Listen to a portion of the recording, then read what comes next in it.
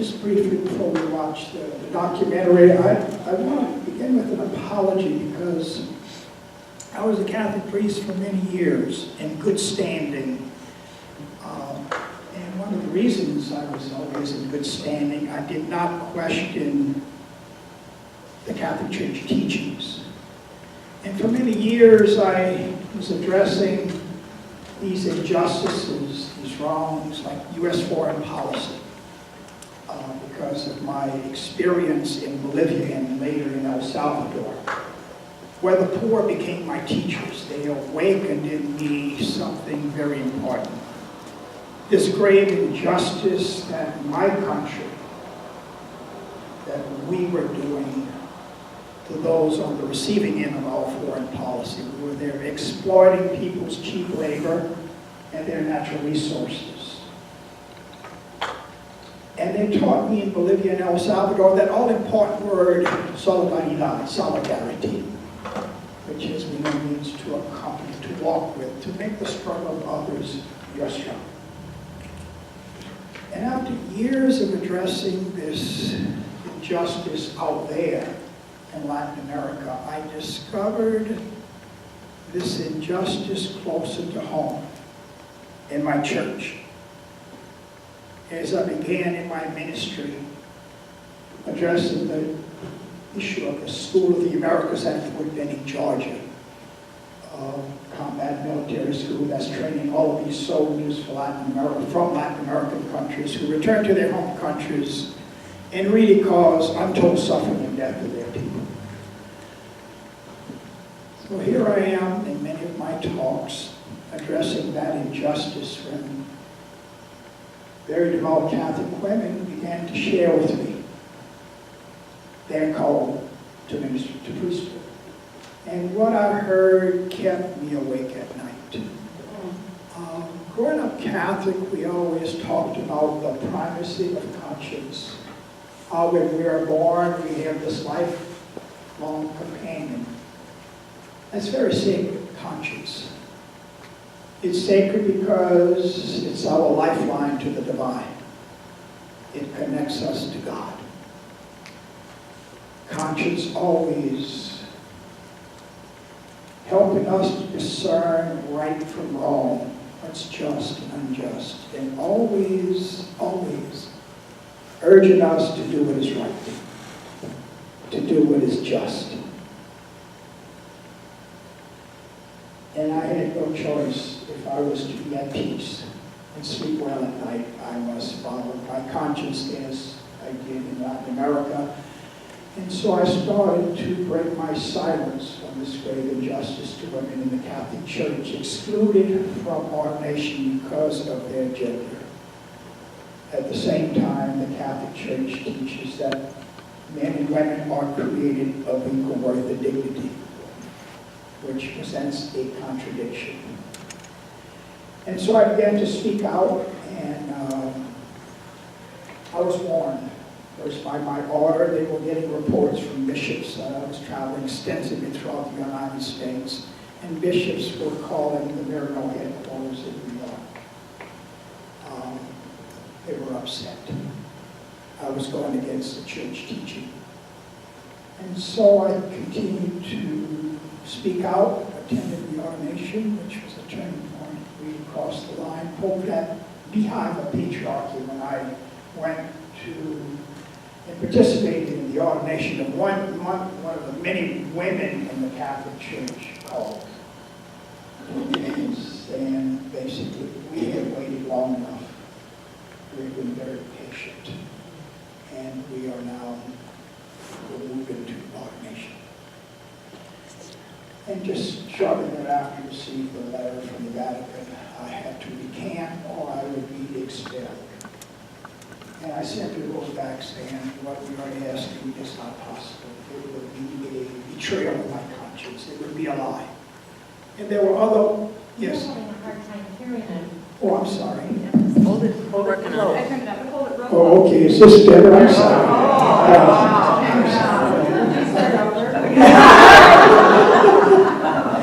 So I just, and then there was the next warning. And then 2 more what called canonical warnings from my order, and each time I would simply say, remind them that we profess as Catholics and as most people of faith that our loving God created us equal. And I simply said that I will not recant. And then about a year ago, the final official letter came that I was expelled. And I must say, like many of you, I've gone through similar experiences. I personally have never experienced that kind of pain and rejection, that kind of disappointment. I went down for the count of 9. I mean, I really, for a day, I could not speak out. I just needed silence. I wanted to be alone. But then I had to write back a response, give a response. And it was brief. I just simply said, being expelled after being a priest for 40 years and a member of my religious community for 46, that was most painful. This was family. This was very hard. And I simply also said that what you asked of me, I could not do. And reminded them, too, that you can dismiss me, but you cannot dismiss this issue of gender equality. This issue is not going away. I'm not this long voice crying out in the wilderness. The majority of people in the Catholic Church, the majority of Catholics support the ordination of women. And they are talking about it and working for that recognition. And this issue will not go away. And lastly, what I've learned is something very important. What I have experienced in the way of hurt and rejection, sadness, disappointment, has given me a glimpse, just a glimpse, of what so many women and so many in our large LGBT community, in the church and in society, have been experiencing for centuries. But that glimpse is enough for me to want to do more and work harder than ever before. And to break my silence not only on women's ordination, but on the issue, this all-important issue of sexual orientation and gay marriage. And I can only say this, in the midst of my sadness, I'm filled with hope because I see it so clearly. Any movement that is rooted in love, in justice, in equality cannot be stopped. No. There were many, there are many who tried to stop the abolition of slavery, including many church leaders. They failed. Many, I'm sad to say, including in the Catholic Church, cardinals and bishops, tried to stop the right of women to vote. They too, of course, failed. It was a losing battle. And as we know, there were many here in Phoenix and where I grew up in Louisiana and every place else tried to stop the civil rights movement. They too failed. And I have no doubt those who tried to stop the ordination of women, this issue of gender equality in our church or in society will fail, as they will fail in trying to stop gay marriage. So in the documentary here will be women who really are the vanguard of the movement. They became my teachers. They are the ones who awakened me and empowered me to break my silence. And for them, I am very grateful. One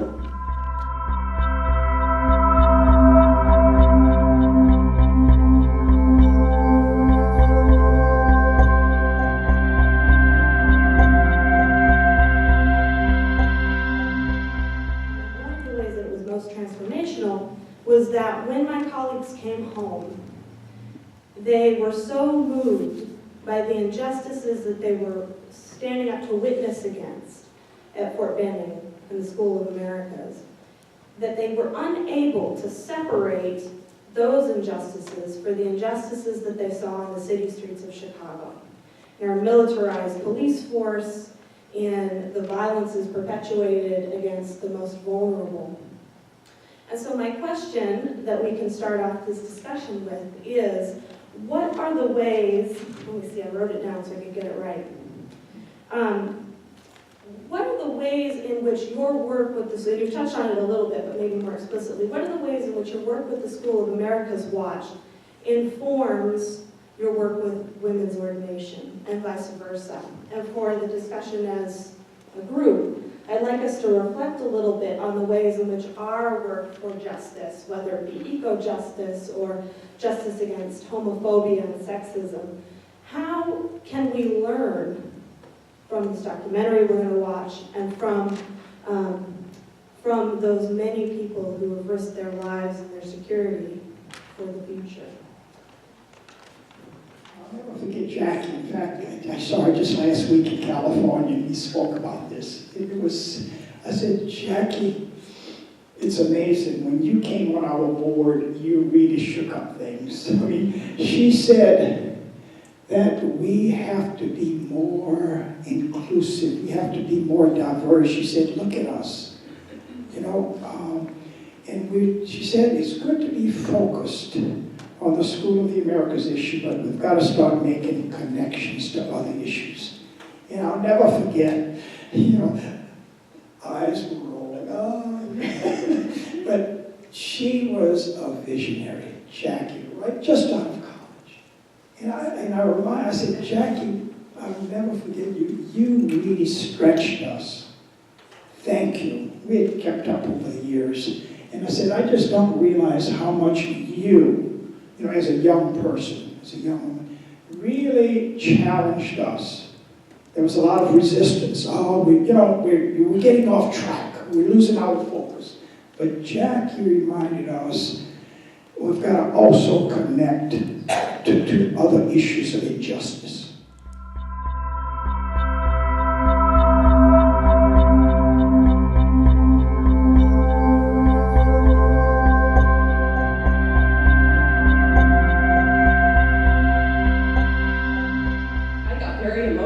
Watching that film. I didn't expect it, and I want to share that part of that emotionality was the first time that I preached. I was about 15 years old and in high school and given the pulpit in my Unitarian Universalist congregation growing up. And during my studies of molecular biology, I started to feel this call to ministry. And so I went to the minister who had been the head of our church all my life, and I said, I'm feeling this call. Do you think I should, would I be cut out for it? And he said, yes, absolutely. And I went to another minister. These were all men that I was talking to, but they all affirmed my call. One of them said, I'll write your recommendation for seminary. They both, two of them wrote me recommendations. So just watching that, I'm grateful. I'm moved out of gratitude for the way that my call to ministry was affirmed and the way that my presence in the pulpit and access to the Spirit was always available. And I'm like what I would consider sort of third generation women in the Unitarian Universalist ministry. Ordination's always been open, but it was in the 70s and 80s that we saw a strong influx of women to our ministry, and now half of our ordained clergy are women. So I'm grateful for that, and I would respond that when we begin to unpack one injustice, we begin to unpack more, to your question. And any time we have a system where we can look at a group of people for whatever reason and say they are somehow different, other, don't have full access to God or to leadership, then in all sorts of places in our society, we think it's okay to say this group of people can be exploited or denied. And so once we start unpacking that, I think more and more we can unpack more and more injustice, overcome more and more injustice. So my question I have two questions. I can't decide. I'll ask both, and whoever, you know, or however you feel led. So one of them is, let's imagine women are allowed to be ordained to the Catholic priesthood. Looking 25 years into the future, how would the Catholic Church look different, having opened that door to women? That's one question. And my second question is, what can non-Catholics, men and women, clergy and lay people outside of the Catholic Church do to further the climate for the ordination of women within the Catholic Church?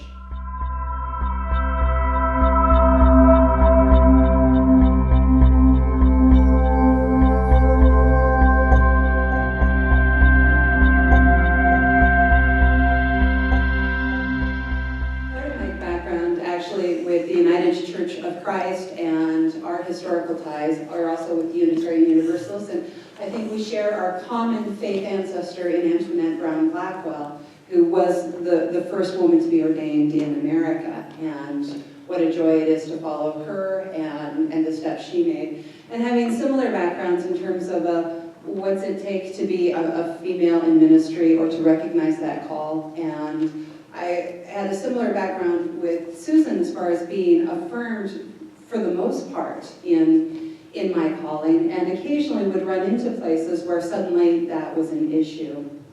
For instance, in college, when I shared with friends, this is what I want to do, this is what I'm going to do, and somebody came to quote 1 Timothy to me and say, well, women can't be leaders, the Bible says this. And I said, you've just spent the last 3 years in this group of which I was the chair. You took that okay, what's wrong with the other stuff?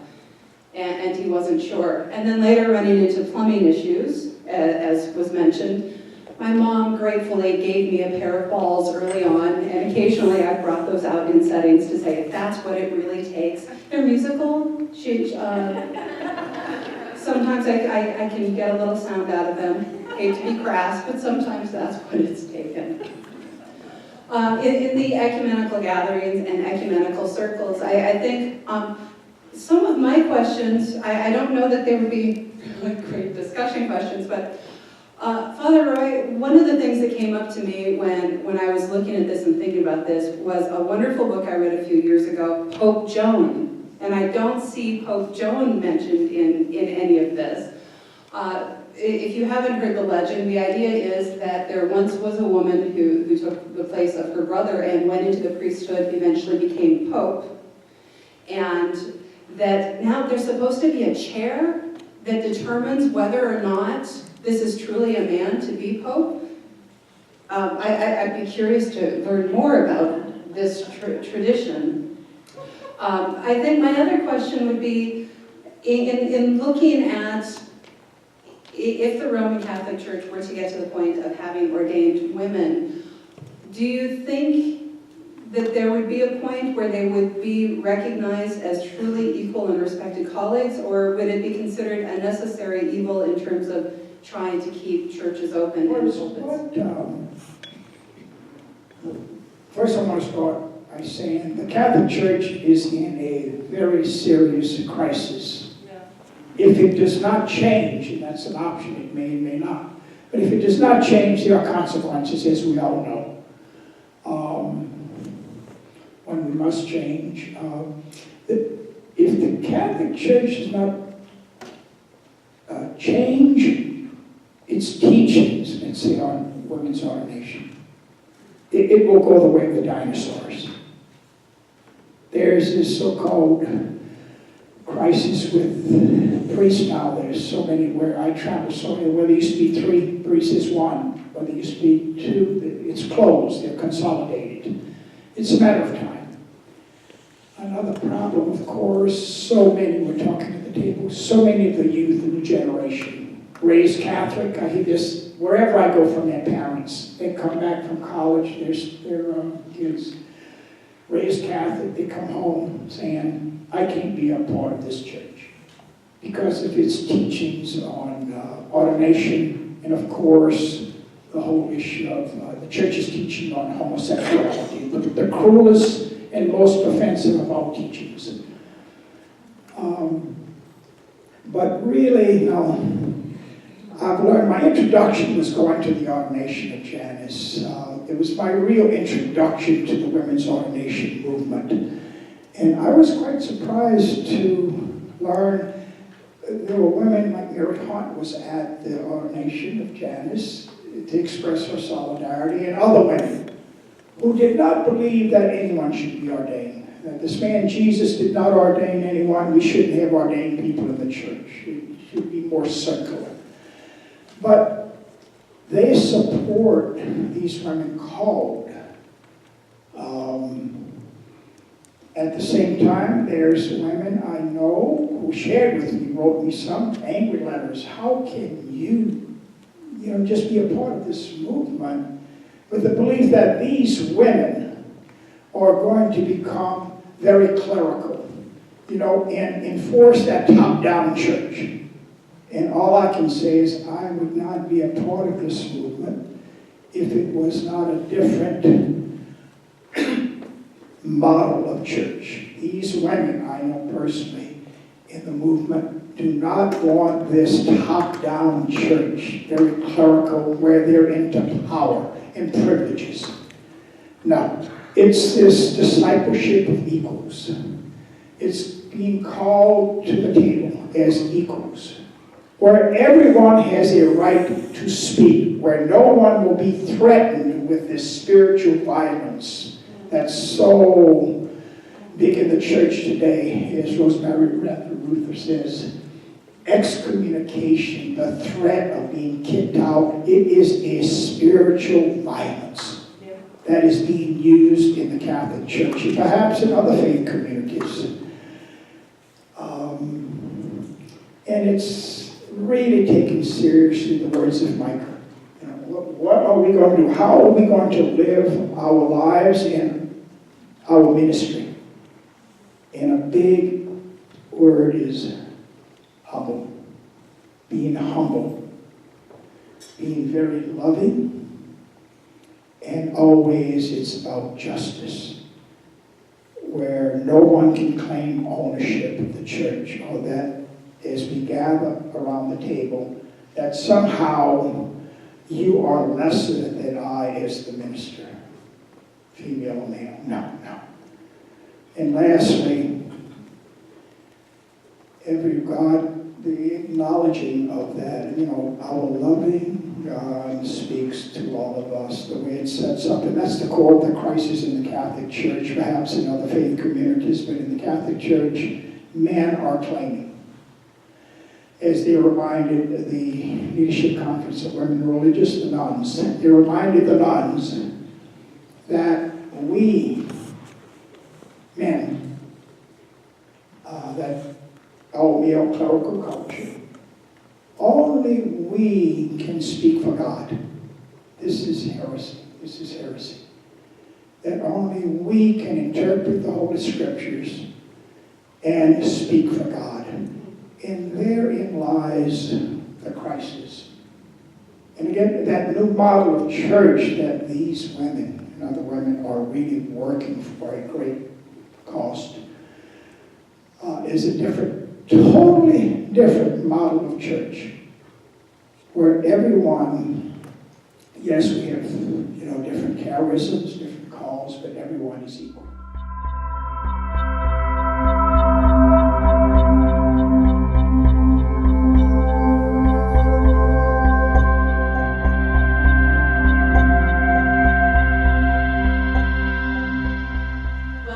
The benefits of being toward the end is that some of what you intended to say has already been said. So I just thank everyone for their comments. I think that I felt the call to ministry at about age 7, although I didn't recognize it as that. What I recognized was that something was wrong with my church.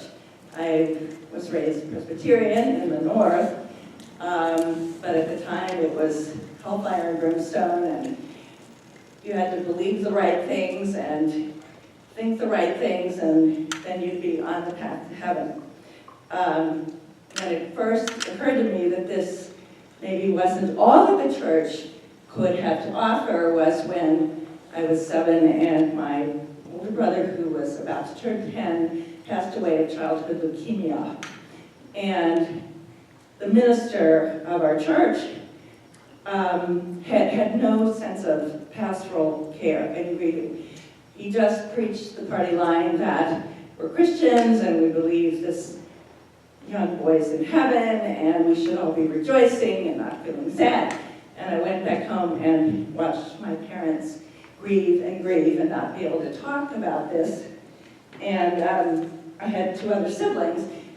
And so one day after school, I marched myself to the church instead of going home and asked to speak to the head minister. And I knew he was in the building. I'd seen him in the building. But I got passed off to the female director of Christian education. And my question was, isn't there something you can do for my parents pastorally? They are so sad. They cry themselves to sleep every night. And she said to me, have you turned your life over to Jesus Christ? And I remember as a 7-year-old saying, I don't really understand what that means. And rather than describe it, she just told me to do it and everything would be fine. And I walked out of there and thought, the church is more than rules. The church is more than a set of beliefs.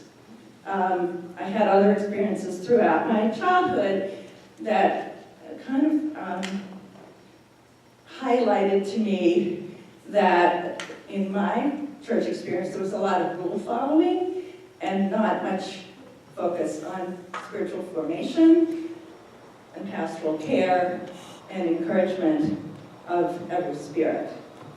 And when I went to seminary, I learned that this is the classic core question that Jesus posed.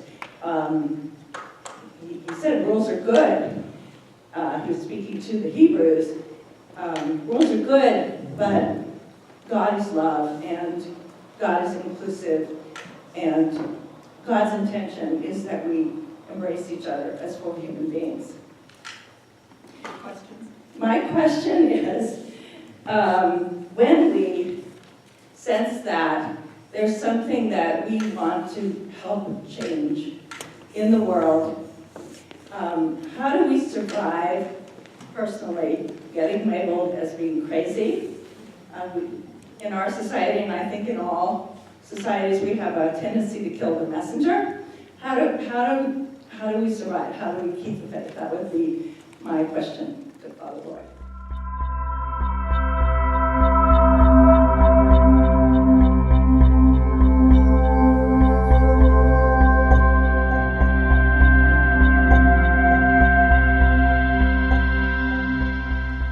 Thank you for being here. Just a couple words. The tears that you expressed, my dear friend, are just so powerful for me. I could go on for a long time, but just to make it real short, I am who you're talking about. I grew up in Rapid City, South Dakota. I came from a long line of Catholic families. When I was 4 years old, I knew what my calling was. I went to Catholic school, I went to Catholic college. To this day, in my family, I'm the oldest girl. I have 3 younger brothers. To this day, I am treated as a second-class person in that family.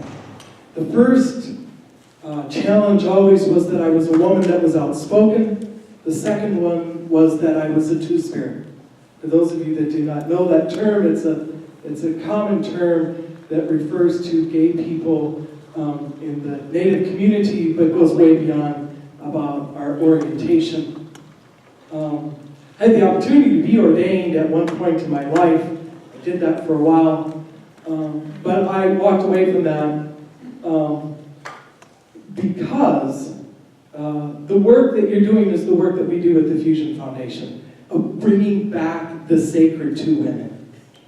We know our specialty is addressing the issues of violence and conflict in our communities, be it immigration, be it sex trafficking, be it orientation, whatever the issue is. We know at the heart of it within Western culture is the aspect of acculturation, is the effects of that, of the fact that a powerful entity as the Catholic Church that refuses to recognize the sanctity, the sacredness of women affects all of us around the world now.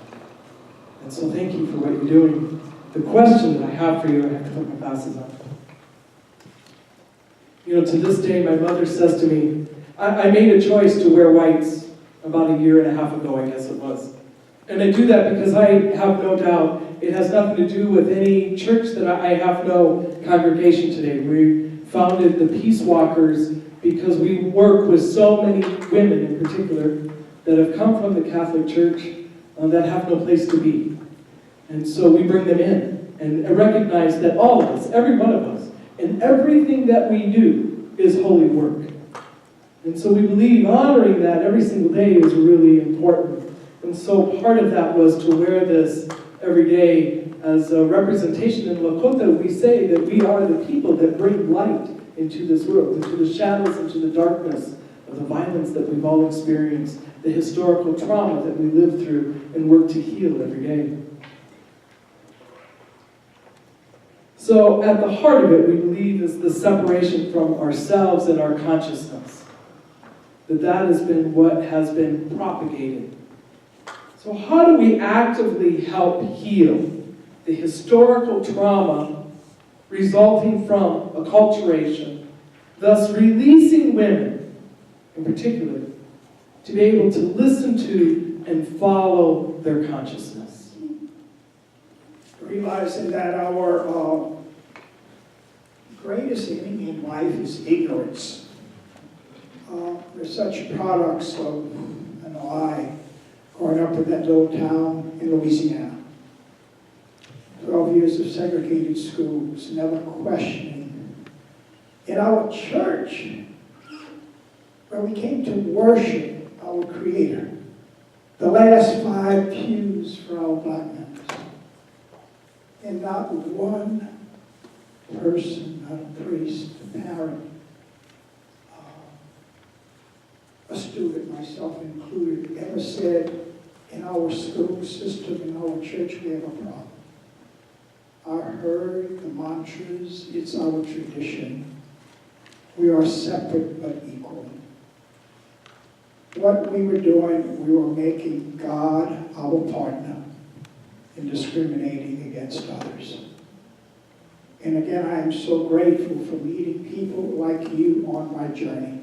And these women who have awakened me from a long sleep, but it's just part of the journey. Like you, I'm really struggling for this peace, this justice, this equality. And we can all do something in that struggle, and we can do it well. And thanks for, really, I'm a grassroots organizer like many, and I want to be a part of a movement. And there are these wonderful movements around us. But those two, the DVD, Pink Smoke Over the Vatican, My Journey from Silence to Solidarity, are out there to help build a movement. I sent Pink Smoke Over the Vatican, this documentary, recently to Pope Francis, and hope to hear from him. Sent him the booklet. But lastly, let me just say, I keep, in your questions, keep making me wanting to peel back that onion. What's at the core of the problem? In questions that I keep asking myself, and I would ask fellow priests, if you're, let's forget this heavy theology, it's not complicated. I said, if your niece, your sister, a woman friend came to you and said,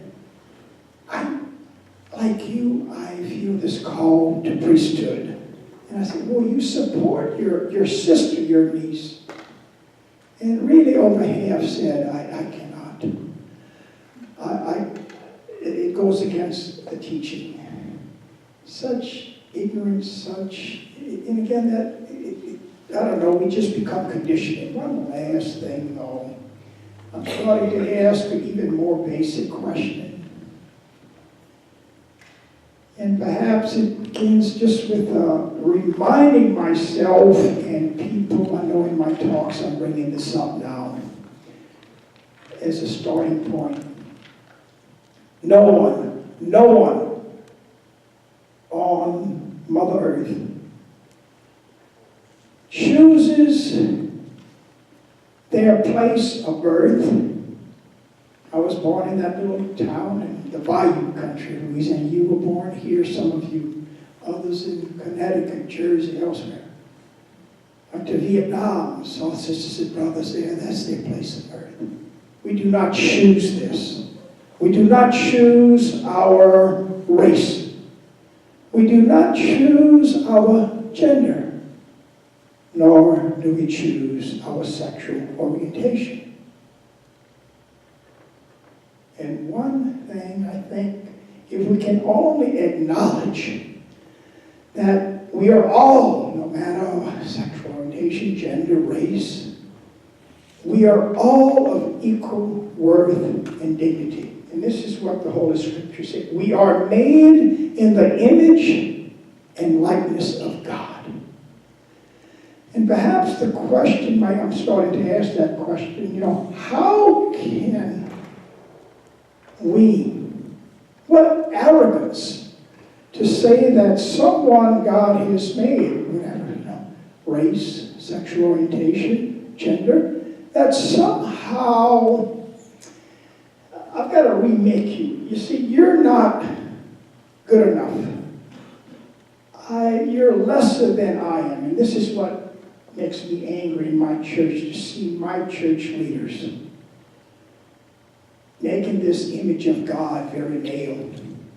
Somehow the message is women are lesser than men. And somehow gays are lesser than straight, that lesser stuff. And it all goes back really to our faith. We really believe that our Creator made us all of equal worth and dignity. I think most will acknowledge that, and it's just a matter of trying to live that out. And the journey continues. I just want to say I've just been humbled and just so honored to be with you today. I keep looking for hope in the struggle, and this is where I find it. I really have to thank you for what you are doing in your ministry, in your work, in your community, and I just wish you well. I wish you a lot of peace and joy and love on the journey.